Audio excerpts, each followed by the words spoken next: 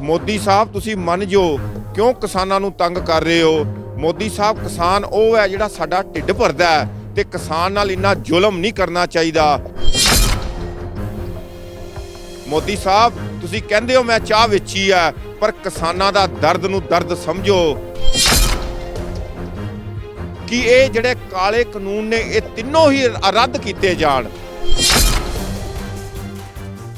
Delhi Singhu border ਤੇ ਤੁਸੀਂ ਦੇਖ ਸਕਦੇ ਹੋ ਕਿ ਕਿਸਾਨਾਂ ਵੱਲੋਂ ਜਿੱਥੇ ਕਿ ਕਾਫਲਾ ਕਿਸਾਨਾਂ ਦਾ ਵੱਡਾ ਹੁੰਦਾ ਜਾ ਰਿਹਾ ਤੇ ਆਏ ਦਿਨ ਕਿਸਾਨਾਂ ਦੇ ਮਨਾਂ ਦੇ ਵਿੱਚ ਰੋਸ ਵਧਦਾ ਜਾ ਰਿਹਾ ਕਿਉਂਕਿ ਕੇਂਦਰ ਸਰਕਾਰ ਵੱਲੋਂ ਕੋਈ ਸਾਰਥਿਕ ਹੱਲ ਨਹੀਂ ਕੱਢੇ ਜਾ ਰਹੇ ਤੇ ਮੀਟਿੰਗਾਂ ਦਾ ਸਿਲਸਿਲਾ ਜਾਰੀ ਹੈ। ਤੁਸੀਂ ਦੇਖ ਸਕਦੇ ਹੋ ਕਿ ਕਿਸਾਨਾਂ ਲਈ ਜਿਵੇਂ ਕਿ ਵੱਖ-ਵੱਖ ਜਥੇਬੰਦੀਆਂ ਦੇ ਆਗੂਆਂ ਵੱਲੋਂ ਕਿਸਾਨ ਜਥੇਬੰਦੀਆਂ ਲਈ ਲੰਗਰ ਵੀ ਪ੍ਰਬੰਧ ਪੂਰੇ ਕੀਤੇ ਗਏ ਨੇ ਤੇ ਗੁਰਦੁਆਰਾ ਭਾਰਤ ਸਿੱਖ ਕੌਂਸਲ ਯੂਕੇ ਵੱਲੋਂ ਵੀ ਜਿੱਥੇ ਇਹ ਲੰਗਰ ਲਗਾਇਆ ਗਿਆ ਤੇ ਜਿਵੇਂ ਕਿ ਦੇਸ਼ਾਂ ਵਿਦੇਸ਼ਾਂ ਦੇ ਵਿੱਚ ਵੀ ਕਿਸਾਨਾਂ ਪ੍ਰਤੀ ਜਿਵੇਂ ਕਿ ਜਿਹੜਾ ਕਿ ਖੇਤੀ ਕਾਨੂੰਨ ਕੇਂਦਰ ਸਰਕਾਰ ਵੱਲੋਂ ਲਾਗੂ ਕੀਤੇ ਗਏ ਨੇ ਤੇ ਕਿਸਾਨਾਂ ਦੇ ਵਿੱਚ ਰੋਸ ਵਧਦਾ ਜਾ ਰਿਹਾ। ਤੁਸੀਂ ਦੇਖ ਸਕਦੇ ਹੋ ਕਿ ਸੇਵਾਦਾਰਾਂ ਵੱਲੋਂ ਕਿ ਭਾਰਤ ਸਿੱਖ ਕੌਂਸਲ ਯੂਕੇ ਵੱਲੋਂ ਲਗਾਏ ਗਏ ਲੰਗਰ ਦੇ ਵਿੱਚ ਸੇਵਾਦਾਰਾਂ ਵੱਲੋਂ ਵੀ ਆਪਣੀ ਜਿਵੇਂ ਕਿ ਸੇਵਾ ਨਿਭਾਈ ਜਾ ਰਹੀ ਤੇ ਸ਼ਰਧਾ ਨਾਲ ਤੁਸੀਂ ਦੇਖ ਸਕਦੇ ਹੋ ਕਿ ਡਿਊਟੀ ਨਿਭਾ ਕੇ ਲੰਗਰ ਬੜੇ ਸ਼ਰਧਾ ਨਾਲ ਲੰਗਰ ਦੇ ਵਿੱਚ ਸੇਵਾ ਕਰਕੇ ਬੀਬੀਆਂ ਵੱਲੋਂ ਵੀ ਆਪਣਾ ਵੱਡਾ ਯੋਗਦਾਨ ਪਾਇਆ ਜਾ ਰਿਹਾ ਹੈ ਤੇ ਉੱਥੇ ਹੀ ਤੁਸੀਂ ਦੇਖ ਸਕਦੇ ਹੋ ਕਿ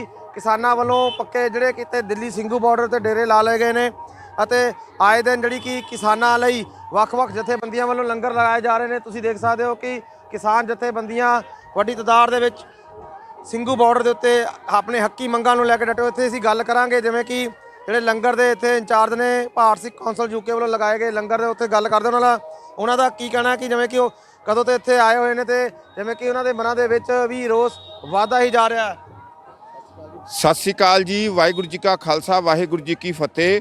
ਗੁਰਦੁਆਰਾ ਭਾਰਤ ਸਿੱਖ ਕੌਂਸਲ ਯੂਕੇ ਵੱਲੋਂ ਤੇ ਸਮੂਹ ਭਾਰਤ ਸਿੱਖ ਸੰਗਤਾਂ ਯੂਕੇ ਵੱਲੋਂ ਜੋ ਕਿ ਆ ਲੰਗਰ ਦੀ ਸੇਵਾ ਚੱਲ ਰਹੀ ਹੈ ਤੇ ਅਸੀਂ ਬੇਨਤੀ ਕਰਦੇ ਹਾਂ ਕਿ ਹੋਰ ਵੱਧ ਚੜ ਕੇ ਉਹ ਹਿੱਸਾ ਪਾਣ। ਤੇ ਦੇਖੋ ਕਿਸਾਨ ਚਾਰਾ ਕੱਲ ਫਿਰ ਇੱਕ ਕਿਸਾਨ ਦੀ ਆਤਮ ਹੱਤਿਆ ਉਹਨੇ ਕੀਤੀ, ਕਿਸਾਨ ਨੇ ਦੁਖੀ ਹੋ ਕੇ। ਮੋਦੀ ਸਾਹਿਬ ਤੁਸੀਂ ਮੰਨ ਜੋ ਕਿਉਂ ਕਿਸਾਨਾਂ ਨੂੰ ਤੰਗ ਕਰ ਰਹੇ ਹੋ।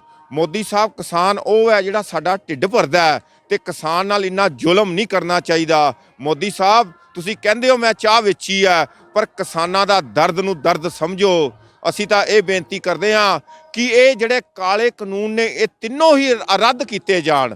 ਵਾਹਿਗੁਰੂ ਜੀ ਕਾ ਖਾਲਸਾ ਵਾਹਿਗੁਰੂ ਜੀ ਕੀ ਫਤਿਹ। ਲੰਗਰ ਦੀ ਜਿਹੜੀ ਸੇਵਾ ਕਰਨ ਆਏ ਨੇ ਉਹਨਾਂ ਦੇ ਮਨਾਂ ਦੇ ਵਿੱਚ ਵੀ ਰੋਸ ਹੈ ਕਿ ਜਿਵੇਂ ਕਿ ਕੇਂਦਰ ਸਰਕਾਰ ਵੱਲੋਂ ਜਿਹੜੇ ਤਿੰਨੇ ਕਾਨੂੰਨ ਲਾਗੂ ਕੀਤੇ ਨੇ ਉਹਨੂੰ ਰੱਦ ਕੀਤਾ ਜਾਵੇ। ਉੱਥੇ ਅਸੀਂ ਸਾਡੇ ਨਾਲ ਇੱਥੇ ਬੀਬੀ ਜਿਹੜੇ ਲੰਗਰ ਦੇ ਵਿੱਚ ਸੇਵਾ ਕਰਦੇ ਉਹਨਾਂ ਨਾਲ ਗੱਲ ਕਰਦੇ ਹੋ, ਕਿੱਥੋਂ ਆਏ ਨੇ ਤੇ ਉਹਨਾਂ ਦਾ ਕੀ ਕਹਿਣਾ। ਸਤਿ ਸ਼੍ਰੀ ਅਕਾਲ ਜੀ। ਸਤਿ ਸ਼੍ਰੀ ਅਕਾਲ ਜੀ। ਕਿੱਥੋਂ ਆਏ ਜੀ? ਅਸੀਂ ਸੁਲਤਾਨਪੁਰ ਲੋਧੀ ਤੋਂ ਆਏ ਹਾਂ। ਕੀ ਕਹਿਣਾ ਚਾਹੁੰਦੇ ਤੁਸੀਂ ਇੱਥੇ ਅੰਦੋਲਨ ਦੇ ਵਿੱਚ ਹਿੱਸਾ ਬਣੇ ਹੋ ਤੇ ਕੀ ਕਹਿਣਾ ਚਾਹੁੰਦੇ ਹੋ? ਅਸੀਂ ਤਿੰਨੇ ਕਾਨੂੰਨ ਰੱਦ ਕਰਾਉਣ ਆਏ ਆ। ਇਹ ਜਿੰਨੇ ਚਿਰ ਤਿੰਨੇ ਕਾਨੂੰਨ ਰੱਦ ਨਹੀਂ ਹੁੰਦੇ ਅਸੀਂ ਵਾਪਸ ਨਹੀਂ ਜਾਵਾਂਗੇ। ਤੇ ਜਿਹੜੇ ਕੱਲ ਵੀ ਇੱਕ ਕਿਸਾਨ ਨੇ ਖੁਦਕੁਸ਼ੀ ਕੀਤੀ ਆ ਤੇ ਜਿਵੇਂ ਕਿ ਕਿਸਾਨਾਂ ਦਾ ਕਹਿਣਾ ਕਿ ਕੇਂਦਰ ਸਰਕਾਰ ਤੋਂ ਤੰਗ ਆ ਕੇ ਕਿਸਾਨ ਖੁਦਕੁਸ਼ੀਆਂ ਕਰ ਰਹੇ ਨੇ। ਹਾਂਜੀ, ਤੰਗ ਹੋ ਕੇ ਬਿਲਕੁਲ ਸਹੀ ਹੈ, ਤੰਗ ਹੋ ਕੇ ਕਰ ਰਹੇ ਕੇਂਦਰ ਸਰਕਾਰ ਇਹ ਵੀ ਕਹਿ ਰਹੀ ਹੈ ਕਿ ਜਿਹੜੇ ਖੇਤੀ ਕਾਨੂੰਨ ਨੇ ਚੰਗੇ ਨੇ ਕਿਸਾਨਾਂ ਲਈ। ਨਹੀਂ ਚੰਗੇ। ਬੀਬੀਆਂ ਵੱਲੋਂ ਵੀ ਜਿਵੇਂ ਤੁਸੀਂ ਦੇਖ ਸਕਦੇ ਹੋ ਕਿ ਕਿਹਾ ਜਾ ਰਿਹਾ ਕਿ ਆਪਣੀ ਸੇਵਾ ਲਗਾ ਕੇ ਅੰਦੋਲਨ ਦਾ ਹਿੱਸਾ ਬਣੇ। ਜਿਵੇਂ ਕਿ ਗੁਰਦੁਆਰਾ ਭਾਰਤ ਸਿੱਖ ਕੌਂਸਲ ਵੱਲੋਂ ਲੰਗਰ ਲਗਾਇਆ ਉੱਥੇ ਤੁਸੀਂ ਦੇਖ ਸਕਦੇ ਹੋ ਕਿ ਸਿੰਘੂ ਬਾਰਡਰ ਤੇ ਉੱਤੇ ਦਸਤਾਰਬੰਦੀ ਦੇ ਜਿਵੇਂ ਕਿ ਦਸਤਾਰਬੰਦੀ ਵੀ ਕਿਸਾਨਾਂ ਦੀ ਕੀਤੀ ਜਾ ਰਹੀ ਆ ਤੇ ਵੱਖ-ਵੱਖ ਸਮਾਜ ਭਾਈ ਸੰਸਥਾਵਾਂ ਵੱਲੋਂ ਜਿਵੇਂ ਕਿ ਉੱਥੇ ਤੁਸੀਂ ਦੇਖ ਸਕਦੇ ਹੋ ਕਿ ਕਿਸਾਨਾਂ ਦੀਆਂ ਦਸਤਾਰਾਂ ਵੀ ਸਜਾਈਆਂ ਜਾ ਰਹੀਆਂ ਨੇ।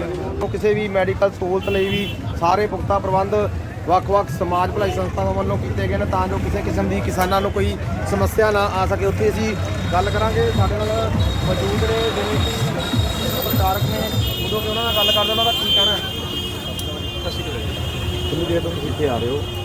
26 ਤਰੀਕ ਤੋਂ ਇੱਥੇ ਦਾ ਤਕਰੀਬਨ ਦਲ ਖਾਲਸਾ ਵਾਲਿਆਂ ਦਾ ਤੇ ਜਿਹੜੇ ਸਬਸਿਡ ਹਸਪੀਟਲ ਵਾਲੇ ਨੇ ਉਹਨਾਂ ਦਾ ਸਾਂਝਾ ਉਪਰਾਲਾ ਹੈ।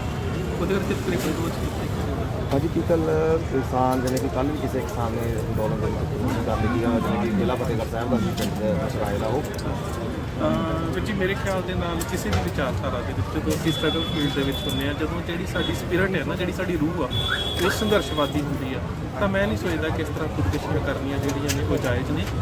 ਇਹਨਾਂ ਦੇ ਨਾਲ ਜਿਹੜੇ ਸੰਘਰਸ਼ ਦੇ ਵਿੱਚ ਉਹ ਲੋਕ ਜਿਹਨਾਂ ਨੂੰ ਅਸੀਂ ਹਾਈ ਸਪਿਰਿਟਸ ਦੀ ਗੱਲ ਕਰਨੀ ਹੁੰਦੀ, ਅਸੀਂ ਸਟੇਟ ਦੇ ਖਿਲਾਫ ਉਸ ਮੂਵਮੈਂਟ ਨੂੰ ਖੜਾ ਕਰਨਾ ਹੁੰਦਾ ਹੈ ਕਿ ਸਾਡੇ ਨਾਲ ਆਹ ਕੁਛ ਹੋ ਰਿਹਾ, ਆਹ ਵਧੀਕੀਆਂ ਹੋ ਰਹੀਆਂ, ਪਰ ਉਹਨਾਂ ਵਧੀਕੀਆਂ ਦੇ ਕਿ ਸਾਡੇ ਦੇ ਪ੍ਰਤੀਕਰਮ ਦੇ ਵਿੱਚ ਜੇ ਅਸੀਂ ਖੁਦਕੁਸ਼ੀ ਕਰਨੀ ਫਿਰ ਤਾਂ ਖੁਦਕੁਸ਼ੀਆਂ ਤੇ ਅਸੀਂ ਪੰਜਾਬ 'ਚ ਪਹਿਲਾਂ ਵੀ ਇਹਨਾਂ ਕਾਨੂੰਨਾਂ ਦੇ ਆਮਦ ਤੋਂ ਪਹਿਲਾਂ ਵੀ ਕਰ ਰਹੇ ਸੀਗੇ ਤੇ ਜੇ ਖੁਦਕੁਸ਼ੀ ਕਰਨੀ ਉਹਦੇ ਨਾਲ ਸੰਘਰਸ਼ ਨੂੰ ਕੋਈ ਬੰਦ ਨਹੀਂ। ਕਾਰਨ ਕਿ ਕੇਂਦਰ ਸਰਕਾਰ ਕਾਲੇ ਕਾਨੂੰਨ ਦੇ ਵਿੱਚ ਕਿਸਾਨਾਂ ਦਾ ਕਹਿ ਰਿਹਾ ਹੈ ਕਿ ਆਪ ਕੀਤੇ ਜਾ ਰਹੇ ਨਰਿੰਦਰ ਖੇਤੀਬਾੜੀ ਮੰਤਰੀ ਤੋਮਰ ਸਾਹਿਬ ਉਹਨਾਂ ਵੱਲੋਂ ਵੀ ਕਿਹਾ ਜਾ ਰਿਹਾ ਕਿ ਖੇਤੀਬਾੜੀ ਜਿਹੜੇ ਕਾਨੂੰਨ ਨੇ ਉਹ ਰੱਦ ਨਹੀਂ ਕੀਤੇ ਜਾਣਗੇ, ਕਿਸਾਨਾਂ ਦੀ ਹੋਰ ਜਿਹੜੀ ਸਮੱਸਿਆ ਉਹ ਪਹਿਲ ਦੇ ਆਧਾਰ 'ਤੇ ਹੱਲ ਤਾਂ ਵੇਖੋ ਜੀ, ਪਹਿਲੀ ਗੱਲ ਤਾਂ ਇਹ ਹੈ ਕਿ ਜਿਹੜੀ ਸਭ ਤੋਂ ਵੱਡੀ ਗੱਲ ਹੈ ਉਹ ਹੈਗੀ ਇੱਕ ਜਿੱਤ ਦੀ ਗੱਲ, ਜਿਹਦੇ ਵਿੱਚ ਜਿਹੜੀ ਸਟੇਟ ਏਜੰਸੀਜ਼ ਦੇ ਵੱਲੋਂ ਮੋਦੀ ਦੇ ਬਾਰੇ ਇੱਕ ਆਇਰਨ ਮੈਨਸ਼ਿਪ ਜਿਹੜੀ ਸੀ ਨਾ ਐਸਟੈਬਲਿਸ਼ ਕਰ ਦਿੱਤੀ ਗਈ ਕਿ ਮੋਦੀ ਤੇ ਲੋਹ ਪੁਰਸ਼ ਹੈ ਕਿ ਨੋਟਬੰਦੀ ਤੋਂ ਲੈ ਕੇ ਧਾਰਾ 370 ਦੇ ਖਤਮ ਕਰਨ ਤੱਕ ਜਿਹੜੇ ਉਹਨੇ ਫੈਸਲੇ ਲਏ ਉਹਨੇ ਵਾਪਸ ਨਹੀਂ ਲਏ। ਪਰ ਇਹਦੇ ਵਿੱਚ ਇਹ ਵੀ ਵੇਖਣਾ ਪਵੇਗਾ ਕਿ ਉਹਨਾਂ ਫੈਸਲਿਆਂ ਦੇ ਖਿਲਾਫ ਕਦੀ ਵੀ ਹਿੰਦੁਸਤਾਨ ਜਾਂ ਇਸ ਦੇਸ਼ ਦੇ ਵਿੱਚ ਇੰਨਾ ਵੱਡਾ ਵਿਦਰੋਹ ਜਨਮ ਨਹੀਂ ਲਿਆ। ਦੂਸਰੀ ਗੱਲ ਇਹ ਹੈ ਕਿ ਜਦੋਂ ਅਸੀਂ ਗੱਲ ਕਰਦੇ ਹਾਂ ਕਿ ਬਾਰ-ਬਾਰ ਡਿਬੇਟਸ ਦੀ, ਸਿਰਫ ਇਹ ਕਹਿ ਦੇਣਾ ਕਿ ਰੱਦ ਨਹੀਂ ਹੋਣਗੇ, ਅਸੀਂ ਕਹਿੰਦੇ ਕਿ ਉੱਚੇ ਪੱਧਰ ਦੀ ਡਿਬੇਟ ਕਿਉਂ ਨਹੀਂ ਹੁੰਦੀ, ਇਸ ਦੇ ਉੱਪਰ ਇੱਕ ਬਹੁਤ ਵੱਡੀ ਜਿਹੜੀ ਕਹਿ ਸਕਦੇ ਕਿ ਵਿਚਾਰ ਗੋਸ਼ਟੀ ਕਿਉਂ ਨਹੀਂ ਆਯੋਜਿਤ ਕੀਤੀ ਜਾਂਦੀ, ਕਿਉਂ ਨਹੀਂ ਓਪਨਲੀ ਉਹਨਾਂ ਦੇ ਜਿਹੜੇ ਇਹ ਦੱਸਣ ਵਾਲੇ ਲੋਕ ਨੇ ਸਾਡੇ ਨਾਲ ਕਿਉਂ ਨਹੀਂ ਪੈਂਦੇ, ਜਿਨ੍ਹਾਂ ਨੂੰ ਅਸੀਂ ਇਹ ਦੱਸ ਸਕੀਏ ਕਿ ਕਮਰਸ ਐਂਡ ਟ੍ਰੇਡ ਦੇ ਵਿੱਚ ਜਿਹੜਾ ਐਗਰੀਕਲਚਰ ਪ੍ਰੋਡਿਊਸ ਮਾਰਕੀਟਿੰਗ ਐਕਟ ਆ ਉਹਦੇ ਉੱਪਰ ਕੀ ਪ੍ਰਭਾਵ ਪੈਣਗੇ, ਕੰਟਰੈਕਟ ਫਾਰਮਿੰਗ ਦੇ ਨਾਲ ਸਾਡੇ ਆਉਣ ਵਾਲੇ ਸਮੇਂ 'ਚ ਸਾਡੇ ਭਵਿੱਖ ਦੇ ਉੱਪਰ ਖੇਤੀਬਾੜੀ 'ਤੇ ਕੀ ਪ੍ਰਭਾਵ ਪੈਣਗੇ, ਜਾਂ ਐਸੈਂਸ਼ੀਅਲ ਕਮੋਡਿਟੀ ਐਕਟ ਜਿਹੜਾ 1955 ਦੀਆਂ ਅਮੈਂਡਮੈਂਟਸਾਂ ਨੇ ਉਹਦੇ ਨਾਲ ਜਿਹੜਾ ਸਿਰਫ ਕਿਸਾਨ ਹੀ ਨਹੀਂ ਬਾਕੀ ਲੋਕਾਂ ਦੇ ਉੱਪਰ ਕੀ ਪ੍ਰਭਾਵ ਪੈਣਗੇ।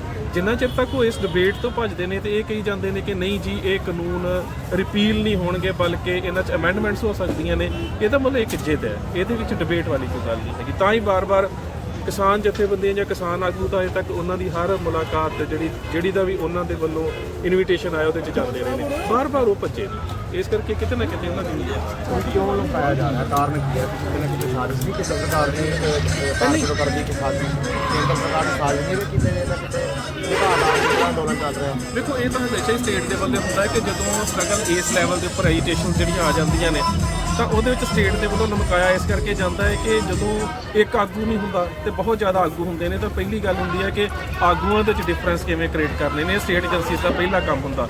ਦੂਜੀ ਗੱਲ ਹੁੰਦਾ ਲੋਕਾਂ 'ਚ ਉਦਾਸੀਨਤਾ ਪੈਦਾ ਕਰਨੀ, ਬਾਰ-ਬਾਰ ਮੀਟਿੰਗ ਦੇ ਉੱਪਰ ਸੱਦੀ ਜਾਓ, ਜਿਹੜੇ ਉਹਦੇ ਰਿਜ਼ਲਟ ਨੇ ਨਕਾਰਾਤਮਕ ਰਹਿਣ ਤੇ ਲੋਕਾਂ ਦੇ ਜੇ ਪ੍ਰਭਾਵ ਹੋਵੇ ਕਿ ਯਾਰ ਇੰਨੇ ਉਹਨਾਂ ਦੇ ਬੈਠੇ ਆ ਅਜੇ ਤੱਕ ਕੋਈ ਸਿੱਟਾ ਤਾਂ ਨਿਕਲ ਨਹੀਂ ਰਿਹਾ, ਮੀਟਿੰਗਾਂ ਦੇ ਬਾਰੇ ਹਰ ਗੱਲ ਆ ਰਹੀ ਹੈ, ਬੇਸਿੱਟਾ ਰਹੀ ਹੈ, ਪਰ ਇਸ ਵਾਰੀ ਸ਼ਾਇਦ ਉਹ ਇਸ ਗੱਲ ਤੋਂ ਅਣਜਾਣ ਨਹੀਂ ਕਿ ਲੋਕ ਜਿਹੜੇ ਇੱਥੇ ਆ ਰਹੇ ਨੇ ਉਹ ਪਹਿਲਾਂ ਹੀ ਮਨ ਦੇ ਵਿੱਚ ਇਹ ਧਾਰਨਾ ਨਹੀਂ ਲੈ ਕੇ ਆਏ ਕਿ 2 ਜਾਂ 3 ਦਿਨਾਂ ਦੇ ਵਿੱਚ ਜਿਹੜਾ ਮਸਲਾ ਹੱਲ ਹੋ ਜਾਣਾ ਹੈ, ਉਹ ਲੰਬੇ ਸਮੇਂ ਨੂੰ ਮਿੱਥ ਕੇ ਆਏ ਹੋਏ ਨੇ। ਇਸ ਕਰਕੇ ਸਟੇਟ ਦੀ ਇਸ ਵਾਰੀ ਪਾਲਿਸੀ ਜ਼ਿਆਦਾ ਚੱਲ ਰਹੀ ਸੀ। ਜਿੱਥੋਂ ਤੱਕ ਲੀਡਰਸ਼ਿਪ ਜਿਹੜੀ ਸੀ ਕਿਸਾਨ ਲੀਡਰਸ਼ਿਪ ਉਹਦੇ 'ਚ ਡਿਫਰੈਂਸ ਕ੍ਰੀਏਟ ਕਰਨ ਦੀ ਗੱਲ ਸੀ, ਉਹਦੇ ਵਿੱਚ ਕ੍ਰੀਏਟ ਹੋਣੇ ਹੁਣ ਔਖੇ ਨੇ ਕਿਉਂਕਿ ਲੋਕ ਜਥੇਬੰਦ ਨੇ। ਜਦੋਂ ਲੋਕਾਂ ਦੇ ਵਿੱਚ ਵਰਗ ਵੰਡ ਹੋ ਜਾਂਦੀ ਹੈ ਤਾਂ ਲੀਡਰ ਵੰਡੇ ਜਾਂਦੇ ਹੁੰਦੇ ਨੇ। ਇਸ ਵਾਰੀ ਲੋਕ ਜਥੇਬੰਦ ਨੇ ਤੇ ਲੋਕਾਂ ਦੇ ਮੂੰਹ ਦੇ ਵਿੱਚ ਇੱਕ ਨਰੇਟਰ ਸੈੱਟ ਹੋ ਚੁੱਕਾ ਹੈ ਕਿ ਵੀ ਵਿਲ ਰਿਪੀਲ ਦਾ ਲਾਸਟ ਹੈ ਨਾ, ਵੀ ਅਸੀਂ ਇੰਨੀ ਕੁ ਤਾਕਤ ਰੱਖਦੇ ਹਾਂ ਕਿ ਅਸੀਂ ਸਾਡੇ 'ਚ ਜਥੇਬੰਦਕ ਢਾਂਚਾ, ਸਾਡੇ 'ਚੋਂ ਸਪਿਰਿਟ ਜਿਹੜੀਆਂ ਸਟਰਗਲ ਦੀਆਂ ਇੰਨੀਆਂ ਸਟਰੋਂਗ ਨੇ ਕਿ ਅਸੀਂ ਇਹਨਾਂ ਨੂੰ ਰੱਦ ਕਰਾਉਣ ਤੋਂ ਬਿਨਾਂ ਮੁੜਾਂਗੇ ਨਹੀਂ। ਉਹ ਜਿਹੜੇ ਸਾਡੇ ਉਹ ਜਜ਼ਬਾਤ ਨੇ, ਜਿਹੜੇ ਸਾਡੇ ਉਹ ਇਮੋਸ਼ਨਸ ਨੇ, ਉਹ ਸਾਰਿਆਂ ਨੂੰ ਇਕੱਠੇ ਰੱਖਣ ਦੇ ਵਿੱਚ ਬਹੁਤ ਵੱਡੀ ਭੂਮਿਕਾ ਨਿਭਾਉਂਦੇ ਨੇ। ਜਦੋਂ ਕਿਸੇ ਨੂੰ ਲੱਗਦਾ ਤੁਹਾਨੂੰ ਕਿ ਜਿਹੜੀ 15 ਦੀ ਮੀਟਿੰਗ ਦੀ ਸਾਫ਼ ਸਾਹਮਣੇ ਆਉਣਗੇ? ਜੇਕਰ ਪਹਿਲੀਆਂ ਮੀਟਿੰਗਾਂ ਜਿਹੜੀਆਂ 8-9 ਹੋ ਚੁੱਕੀਆਂ ਨੇ ਜਿਨ੍ਹਾਂ ਦੇ ਵਿੱਚੋਂ ਇੱਕ ਅਨਅਫੀਸ਼ੀਅਲ ਹੈ ਤੇ ਬਾਕੀ ਅਫੀਸ਼ੀਅਲ ਮੀਟਿੰਗ ਨੇ, ਜਿਸ ਤਰ੍ਹਾਂ ਦੇ ਨਾਲ ਸਰਕਾਰ ਦਾ ਬਿਲਕੁਲ ਗੈਰ ਸੰਜੀਦਾ ਰਵੱਈਆ ਰਿਹਾ, ਮੈਨੂੰ ਇਹਦੇ 'ਚੋਂ ਕੋਈ ਆਸ ਨਹੀਂ ਲੱਗਦੀ। ਪਰ 26 ਜਨਵਰੀ ਦੀ ਜਿਹੜੀ ਅੰਦਰ ਦਾਖਲ ਹੋਣ ਦੀ ਸਾਰੀਆਂ ਜਥੇਬੰਦੀਆਂ ਵੱਲੋਂ ਕਾਲ ਦਿੱਤੀ ਗਈ ਹੈ, ਉਸ ਐਲਾਨ ਤੋਂ ਬਾਅਦ ਜੇਕਰ ਸਟੇਟ ਦਬਾਅ ਮਹਿਸੂਸ ਕਰਦੀ ਹੈ ਕਿ ਇਹਦੇ ਨਾਲ ਅੰਤਰਰਾਸ਼ਟਰੀ ਮੀਡੀਆ ਦੇ ਉੱਪਰ ਬਹੁਤ ਵੱਡਾ ਜਾਂ ਅੰਤਰਰਾਸ਼ਟਰੀ ਪੱਧਰ ਦੇ ਉੱਪਰ ਵੱਡਾ ਦਬਾਅ ਪੈਦਾ ਹੋਵੇਗਾ ਤਾਂ ਫਿਰ ਹੋ ਸਕਦਾ ਕਿਤੇ ਗੱਲਬਾਤ 'ਚ ਸੰਜੀਦਗੀ ਆ ਜਾਵੇ। ਪਰ ਪਿਛਲੇ ਵਰਤਾਰਿਆਂ ਨੂੰ ਰੱਖ ਕੇ ਤੁਸੀਂ ਭਵਿੱਖ ਦੀ ਮੀਟਿੰਗ ਦੇ ਬਾਰੇ ਅੱਜ ਪਰਸੈਪਸ਼ਨ ਕੋਈ ਨਹੀਂ ਦੇ ਸਕਦੇ ਕਿ ਉਹ ਸੰਜੀਦਾ ਹੋਣਗੇ ਜਾਂ ਨਹੀਂ। ਇਹ ਸਨ ਪ੍ਰਚਾਰਕ ਸੁਖਪ੍ਰੀਤ ਸਿੰਘ ਜਿਨ੍ਹਾਂ ਨੇ ਕਿਹਾ ਕਿ ਜਿਵੇਂ ਕਿ ਕੇਂਦਰ ਸਰਕਾਰ ਕਿਸਾਨਾਂ ਪ੍ਰਤੀ ਸੰਜੀਦਗੀ ਨਹੀਂ ਹੈ। ਜੇਕਰ ਕੇਂਦਰ ਸਰਕਾਰ ਜਦੋਂ ਤੱਕ ਆਪਣੇ ਅੜੀਅਰ ਰਵੱਈਏ ਤੇ ਵੀ ਟਿਕੀ ਹੋਈ ਤੇ ਕੇਂਦਰ ਸਰਕਾਰ ਨੂੰ ਪਹਿਲ ਦੇ ਆਧਾਰ ਤੇ ਜਿਹੜੇ ਕਿ ਖੇਤੀ ਕਾਨੂੰਨ ਰੱਦ ਕਰਨੇ ਚਾਹੀਦੇ ਤਾਂ ਜੋ ਕਿਸਾਨ ਆਪਣੀ ਹੱਕੀ ਮੰਗਾਂ ਨੂੰ ਲੈ ਕੇ ਜਿੱਥੇ ਕਿ ਦਿੱਲੀ ਸਿੰਘੂ ਬਾਰਡਰ ਦੇ ਉੱਤੇ ਡਟੇ ਹੋਏ ਨੇ ਤੇ ਆਪਣੇ ਘਰਾਂ ਨੂੰ ਵਾਪਸ ਪਰਤਣ। D5 ਚੈਨਲ ਤੋਂ ਸਿੰਘੂ ਬਾਰਡਰ ਤੋਂ ਕੈਮਰਾਮੈਨ ਜਸਕਰਨ ਦੇ ਨਾਲ ਰਜਿੰਦਰ ਸਿੰਘ ਭੱਟ ਦੀ ਵਿਸ਼ੇਸ਼ ਰਿਪੋਰਟ। D5 ਚੈਨਲ ਪੰਜਾਬੀ ਹੁਣੇ ਸਬਸਕ੍ਰਾਈਬ ਕਰੋ, ਬੈਲ ਆਈਕਨ ਤੇ ਕਲਿੱਕ ਕਰੋ।